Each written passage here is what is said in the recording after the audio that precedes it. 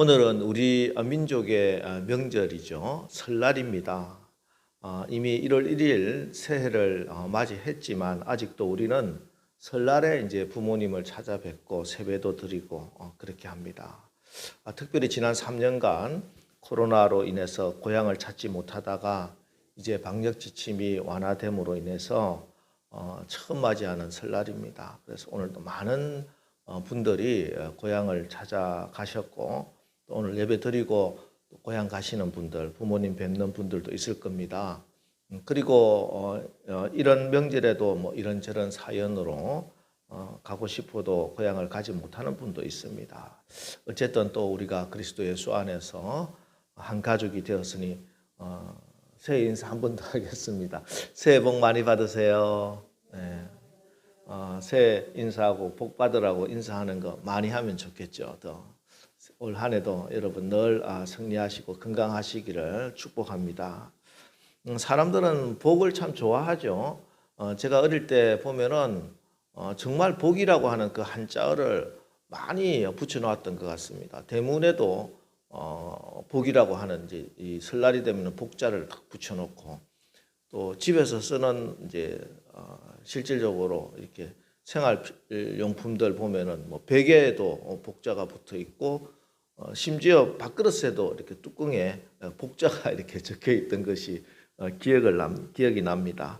하지만 이렇게 사람들이 복을 정말 좋아하지만 진짜 복이 어디에서 또 누구에게 가야 그 복을 받을지 알지 못합니다. 그래서 죽은 조상들이 복을 주는 줄 알고 뭐 찾던 그 좋은 묘자리를 찾아서 이렇게 다니기도 하고요. 그 가난했던 시절에 그 동구밭에 고목나무가 있으면은 그 밑에다가 복 달라고 빌다가 그 밥을 갖다 놓습니다. 그 당시만 해도 정말 보릿고개도 있었고 사람들은 먹을 밥이 없는데 나무 밑에 늘 밥을 남겨놔요. 어떤 때는 진짜 과일도 넣고 나물도 넣고 뭐 이런 것도 봤습니다.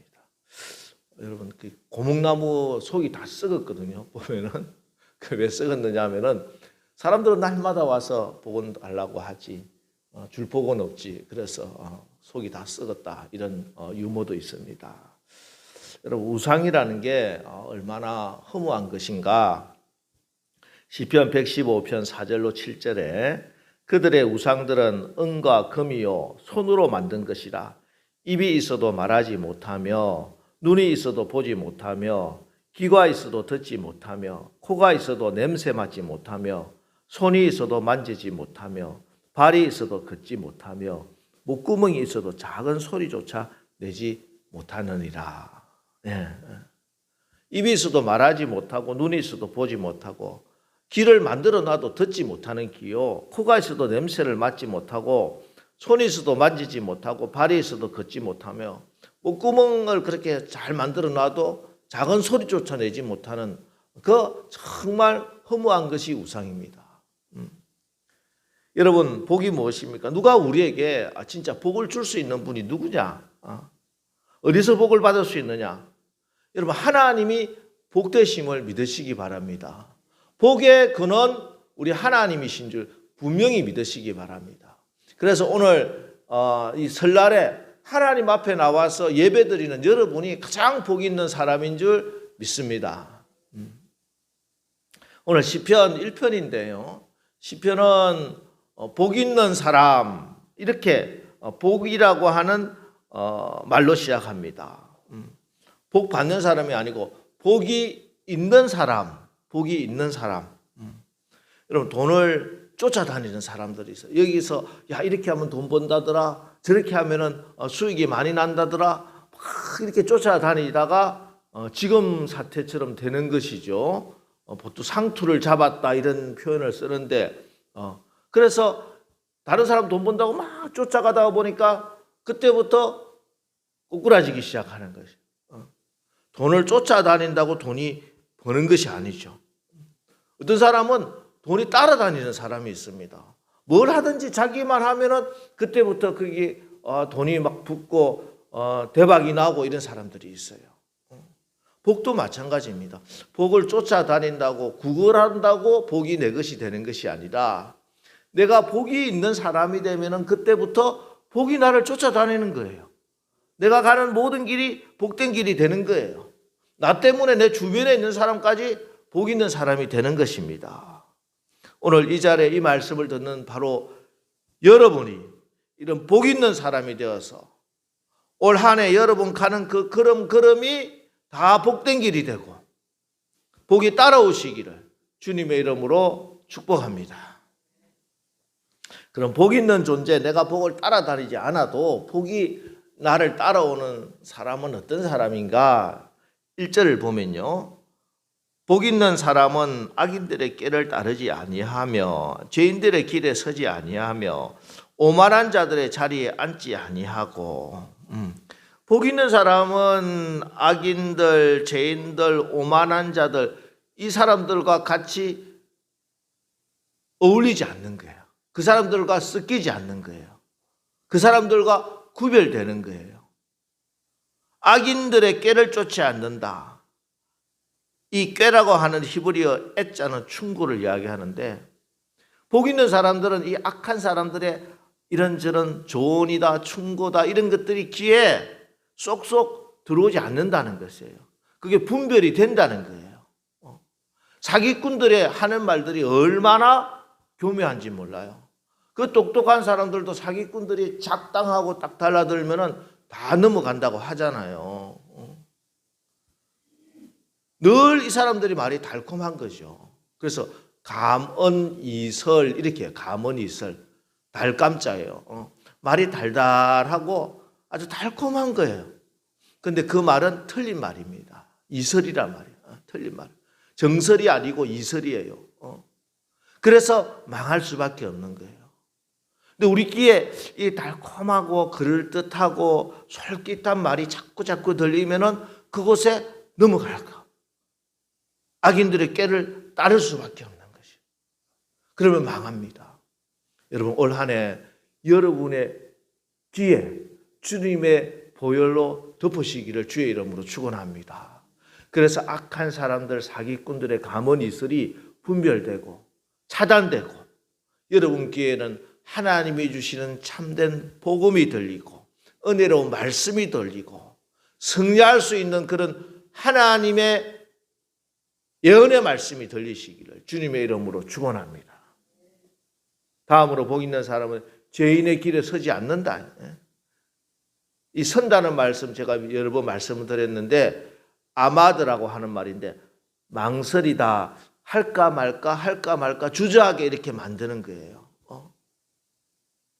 여러분, 아직도 한 발은 하나님께 또 한 발은 세상에 디디고 이리 왔다 저리 갔다 비틀비틀하고 있지는 않습니까? 산뜻하게 하나님께 온전하게 방향을 싹 돌릴 때 그때 복 있는 사람이 되는 겁니다. 가야지 하면서도 아직 가지 못하는 거 있습니까? 내가 해야지 여러분 결심하면서도 딱 결단하지 못한 것이 있습니까? 끊어야지 하면서 끊지 못한 것이 있습니까? 여러분, 하나님 앞에 하나님의 말씀인 줄 알고 내가 결단하겠다고 한 것이 있으면 이 시간 여러분 마음을 확정하시기 바랍니다. 다니엘은 그 마음을 정하여 하나님의 축복의 길로 나서는 것입니다. 청소년 때, 어릴 때 다니엘은 그 마음을 딱 정했습니다. 그리고 그 길을 걸어갔습니다. 그래서 다니엘은 복 있는 사람이 된 거예요. 옳다고 생각하고 바르다고 생각하고 하나님의 말씀이다라고 딱 생각이 되면은 주저하지 마시고 주변 둘러보면서 이 생각 저 생각 이 계산 저 계산 하지 마시고 딱 하나님 앞에 산뜻하게 돌아서는 죄인의 길에 서지 아니하고 나가는, 그래서 복 있는 사람 되시기를 주님의 이름으로 축원합니다. 다음으로 복 있는 사람은 오만한 자의 자리에 앉지 아니한다. 잠언 16장 18절에 교만은 패망의 선봉이요 거만한 마음은 넘어짐의 앞잡이이니라. 교만하면 패망합니다. 이거는 망고의 진리예요. 망고의 진리. 하나님께서는 교만한 자를 패하시고 교만한 자에게 진노를 내리십니다. 우리가 이 땅을 살아가면서도 많은 정치인들이 그 사람들이 한창 사람들의 지지를 받고 막 대단하다고 그러지만 왜 그 모든 것이 다 한순간에 무너집니까? 교만해서 그래요. 교만하면 모든 것이 다 무너집니다. 지지난 주일날 설교를 여러분 기억하십니까? 하나님께 쓰임 받는 사람도 있고 마귀 도구가 되는 사람들이 있어요. 마귀 도구로 쓰임 받은 대표적인 사람을 사울 왕을 두고 하나님께 쓰임 받은 대표적인 사람을 다윗을 두면서 비교하면서 말씀을 전했잖아요. 다윗과 사울의 가장 큰 차이점이 뭘까요? 사울이 엄청난 죄를 다윗보다 많이 지고 사울이 엄청나게 무슨 밀어나고 그랬나요? 아니에요. 죄는 오히려 다윗이 더 많이 지었다고도 할 수 있어요. 그러니까 결정적으로 사울은 하나님 앞에 교만했단 말이에요. 하나님 앞에 교만했다. 하나님 없이 할 일을 자기 마음대로 결정하고 막 나갔습니다. 그러나 다윗은 실수도 많이 하고 연약했지만 약자였지만 막내였지만 그는 늘 하나님 앞에 겸손했어요. 하나님 앞에 무릎을 꿇고 하나님이 나를 구해주셔야 됩니다. 하나님이 나의 힘이 되셔야 됩니다. 하나님이 나를 살려주셔야 됩니다. 하나님 없이는 나는 아무것도 할 수 없습니다. 늘 하나님 앞에 엎드리고 하나님 앞에 겸손했기 때문에 하나님이 그를 사용하셔서 하나님의 일에 쓰임받는 귀한 복 있는 사람이 된 것입니다. 여러분 올 한 해 여러분 교만하지 마십시오. 교만한 마음이 들 때마다 다 물리치시기 바랍니다. 내가 하나님 없이도 할 수 있는 것은 아무것도 없습니다. 하나님이 한순간이라도 도와주시지 않고 붙들지 않으면 아무리 건강한 사람들도 넘어질 것이고 아무리 부한 사람들도 망할 것이고 아무리 높은 사람도 끌어내려지게 될 것입니다. 늘 하나님을 의지하고 하나님을 구하며 하나님의 도움을 받으시는 겸손한 자들 다 되시기를 기도하는 우리 성도들 되시기를 주님의 이름으로 축원합니다. 그런데 문제는 이렇게 악인들, 죄인들, 오만한 자들이 이게 쉽게 구별이 안 된다는 거예요. 사실 누가 악인들의 꾀를 따르고 싶겠습니까? 누가 사기꾼들의 말에 홀딱 넘어가고 싶은 사람이 있겠어요? 아무도 없어요.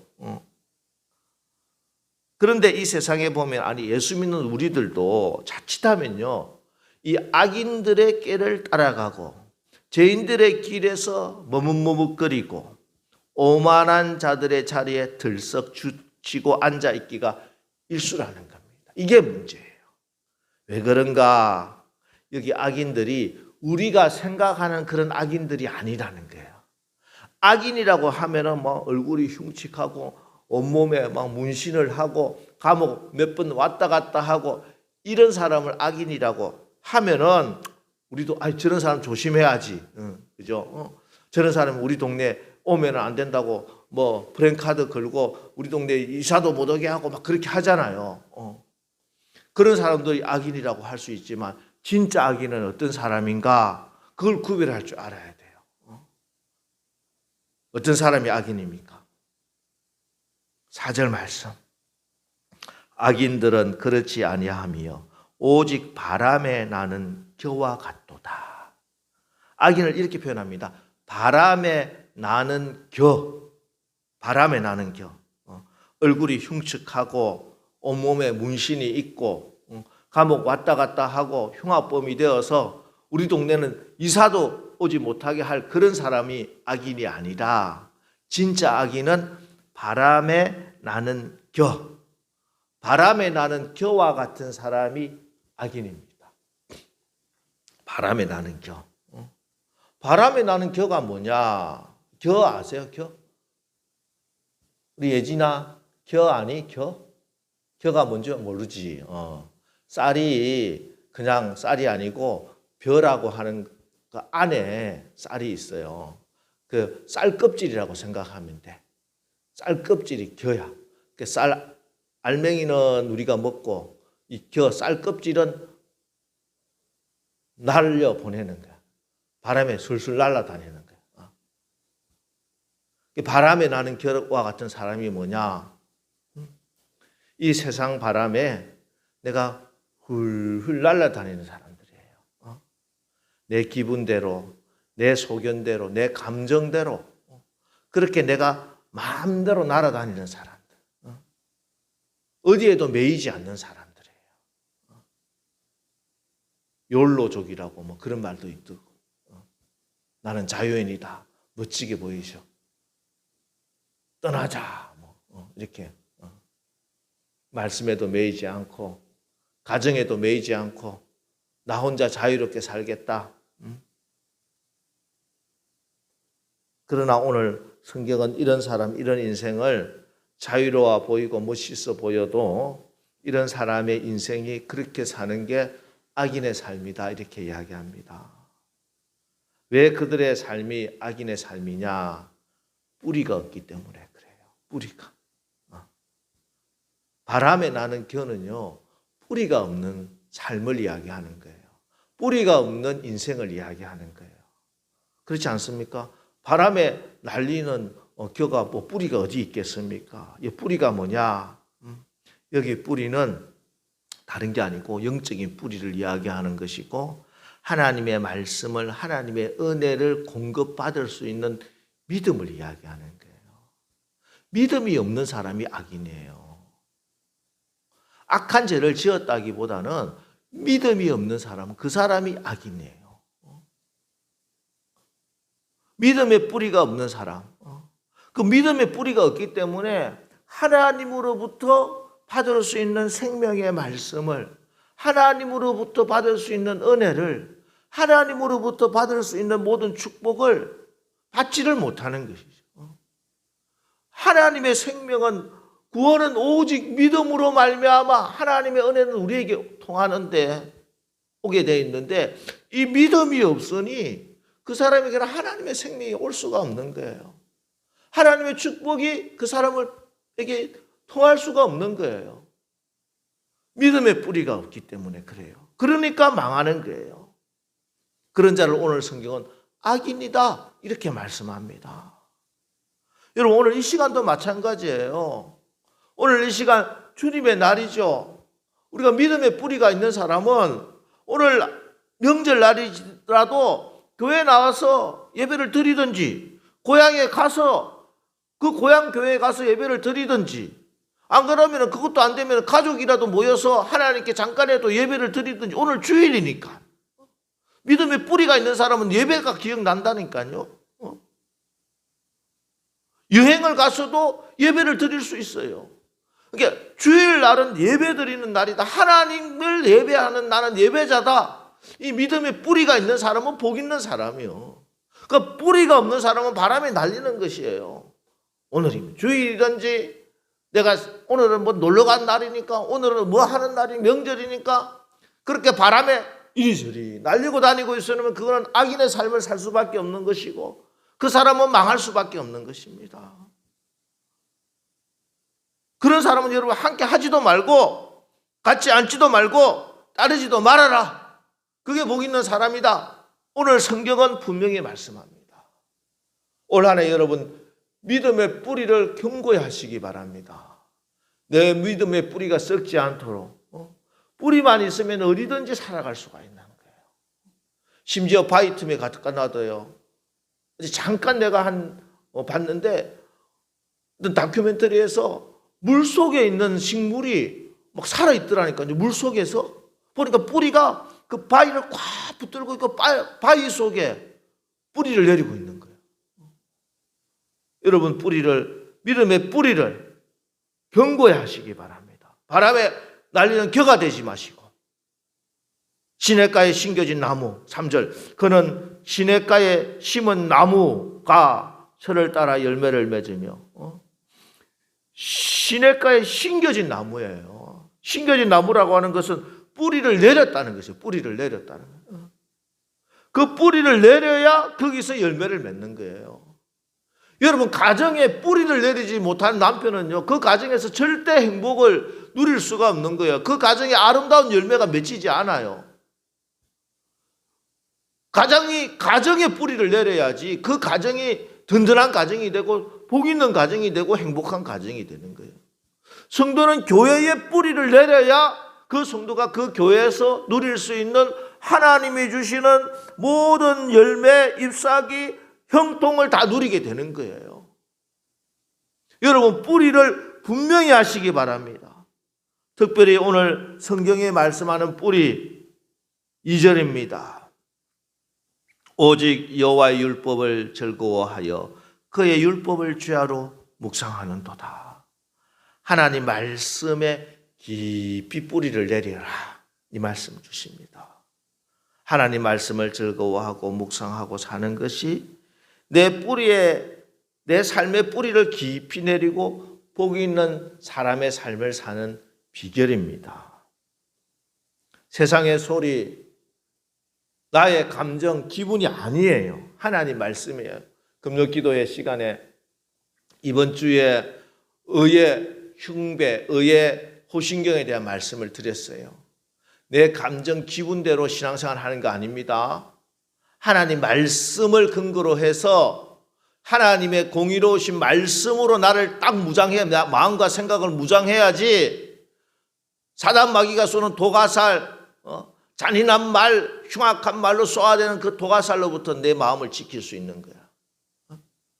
여러분의 뿌리가 하나님의 말씀에 깊이 뿌리 내리시기를 주의 이름으로 축원합니다. 올 한 해 살아가면서 무슨 일을 만나든지 어디를 가든지 간에 하나님이 뭐라고 말씀하시는지, 그래서 그 하나님의 말씀을 여러분의 발의 등으로, 여러분의 길의 빛으로 그렇게 살아서 복 있는 성도, 복 있는 가정, 복된 교회 되시기를 주님의 이름으로 축원합니다. 여러분은 바람에 나는 겨가 아니에요. 복 있는 사람이에요. 시냇가에 심겨진 나무예요. 물론 시냇가에 심겨졌다 하더라도 어떤 때는 바람을 맞기도 하고 눈이 내리면 나뭇가지가 부러지기도 합니다. 마찬가지로 시냇가에 심겨졌다 하더라도 세상에 불경기가 와서 불황을 겪을 수도 있고, 또 인간적인 고통을 당할 수도 있고, 질병이 올 수도 있습니다. 그러나 아무리 가물어도 생명을 공급받을 수 있는 시냇가에 심겨진 나무 뿌리가 있기 때문에 겉으로 드러나는 가지나 잎사귀들은 어떤 때 변화가 있을 수 있지만 그 뿌리가 든든히 시냇가에 심겨져 있기 때문에 언제든지 회복되는 거예요. 언제든지 다시 일어서는 거예요. 죽지 않아요. 절대로. 여러분의 영혼의 뿌리를, 내 인생의 뿌리를, 내 가정의 뿌리를, 내 믿음의 뿌리를, 소망의 뿌리를 생명 시냇가 예수 그리스도께 견고히 내리시기를 주의 이름으로 축원합니다. 내 힘으로 살아가려고 하지 마세요. 아버지의 마음으로, 예수님의 성품으로, 성령의 능력으로 올 한 해도 살아가리라. 주의 말씀에 깊이 뿌리를 내리고 살아가는 사람, 기도의 자리에 뿌리를 내린 사람이 바로 여러분 되셔야 될 줄 믿습니다. 말씀과 기도의 자리에 깊이 뿌리를 내리면 반드시 하나님께서 열매를 맺게 하십니다. 잎이 시들지 않게 하세요. 새들이 와서 그 가지에 노들게 하십니다. 꽃이 피고 많은 사람들에게 향기를 주고 귀한 열매를 맺어서 나눠줄 수 있도록 할 것입니다. 여러분이 복 있는 존재다, 복 있는 사람이다, 이것이 행복입니다. 이게 깨달아지는 게 행복이에요. 스스로 하나님 말씀 앞에 자기의 정체성을 분명히 하십시오. 나는 복 있는 사람이다. 예수 그리스도로, 하나님의 말씀으로 나는 복 있는 사람이다. 여러분 분명히 하고 선포하시고 나가서 하나님이 특별히 올해 다시 주시는 이 새해 더욱더 기도하셔서, 기도할 때마다 하늘의 문이 열리고 하나님의 능력의 손이 임하셔서 하나님이 일하셔서 그런 풍성한 열매들을 많이 맺는 복된 교회, 복 있는 성도가 되시기를 주님의 이름으로 축원합니다. 기도하겠습니다. 하나님, 우리 남설교회 모든 성도 강당에서 선포되는 하나님 말씀을 청종하고 지켜서 하나님이 주시는 복을 받아 누릴 것을 믿습니다. 이제 말씀으로 우리 교회가 복된 교회요, 우리 성도들이 복 있는 성도들이 된 것을 확정해 주셨습니다. 우리가 복이 있는 자들이 되게 하여 주옵소서. 바람에 나는 저 악인들의 꾀를 따르지 아니하고 죄인들의 길에 서지 아니하고 오만하고 교만한 은행 심사 버리고 그런 사람들과는 어울리지도 않는 만남의 복을 다하여 주옵소서. 특별히 올 한 해 주신 축복, 우리가 기도할 때마다 하늘 문이 열리고 하나님이 일하시는 그런 풍성한 열매 맺는 복된 교회, 복 있는 성도가 되게 하옵소서. 복을 나누고 베푸는 자들 되게 하여 주시옵소서. 예수님의 이름으로 축복하며 기도합니다. 아멘.